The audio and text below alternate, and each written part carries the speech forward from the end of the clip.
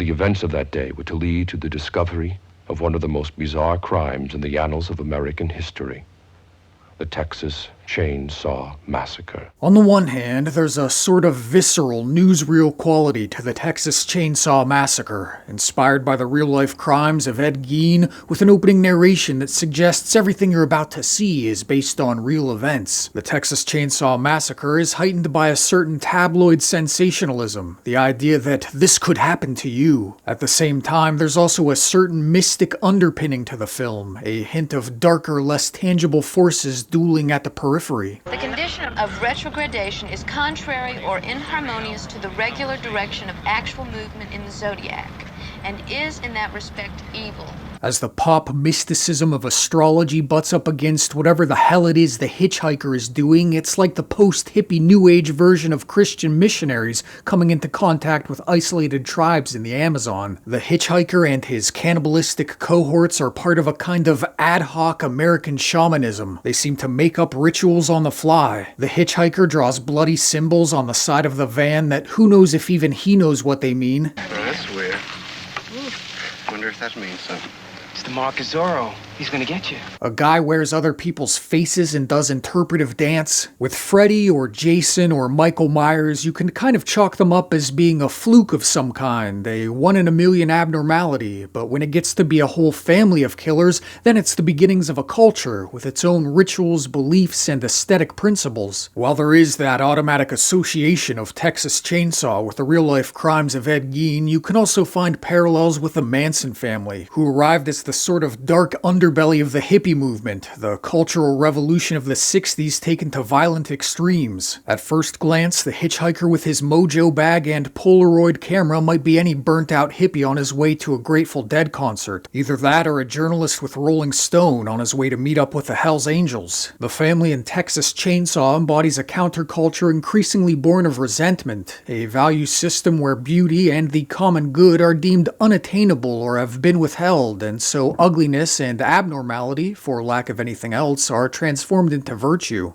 I got an uncle that works at a slaughterhouse. Hey, my brother worked there. My grandfather, too.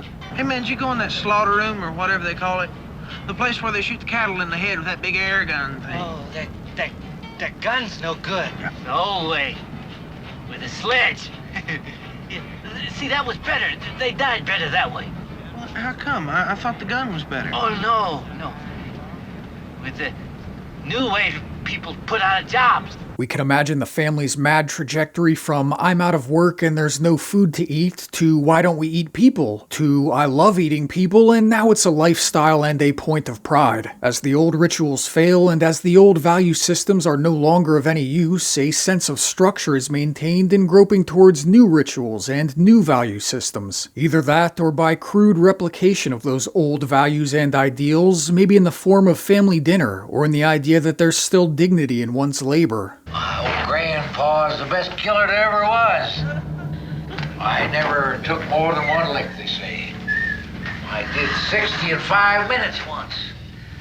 Say, could have done more if the hook and pull gang could have gotten the beeves out of the way faster. The mystique of the Texas Chainsaw Massacre is in the idea that even as the world appears more civilized, even as all our frontiers are fenced in and defanged, there are still those hidden places just off the beaten trail where the people can't be reasoned with, and to whom logic doesn't apply. Texas Chainsaw's pseudo-mythic through line continues in the strange, half-dead appearance of Grandpa, in the way the camera lists like a disembodied spirit through the frame, and the way the color red is used to mark danger. Texas Chainsaw cleaves toward the mystic in that to some extent it barely feels like a movie at all. Our hapless victims don't have much character to speak of. There's Astrology Girl, there's Franklin, whose character is he's annoying. The only thing that really sets Sally apart from any of her friends is she's the only one to survive. Most of this is par the course for the genre, but the effect here is that the whole thing is boiled down to the basics of mood and aesthetic. A lean 83-minute fever dream that pulls the viewer from dread to mania mania to catharsis by way of a warm Kodak grime. And sure, we don't know much about our hapless victims, but then neither do we know much about the cow or the pig that winds up on our table for dinner. The Texas Chain Saw Massacre has sometimes been described as a vegetarian or vegan horror movie, and I can't really disagree with that reading. One after another, our unsuspecting travelers wander into the cannibal's humble home and are dispatched like pigs led down the final stretch toward the slaughter. The film confronts the moral detachment of industrial agriculture by putting the viewer in the shoes of a group of everyday all-American young people as they're turned into anonymized slabs of meat. While the hook scene has been gone over in detail, the way a clever use of editing, good acting, and the power of suggestion can create the impression of something more graphic than is actually on screen,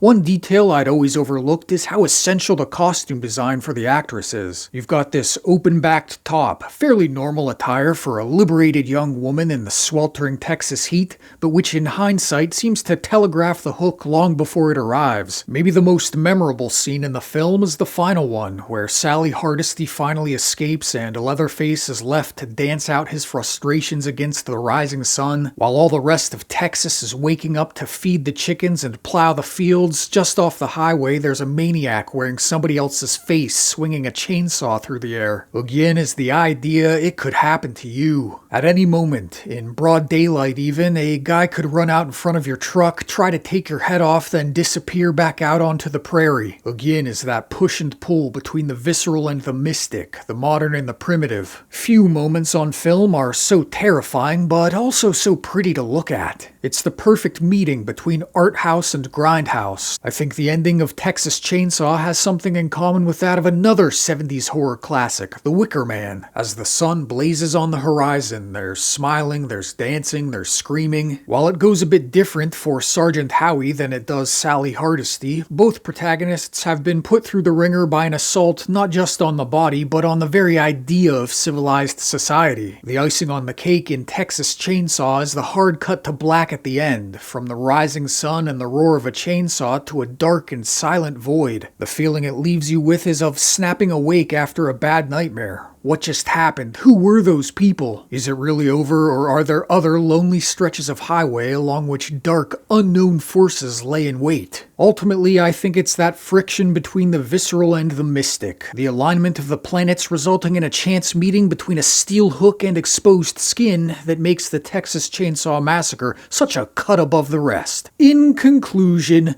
the Texas Chainsaw Massacre is a really good movie.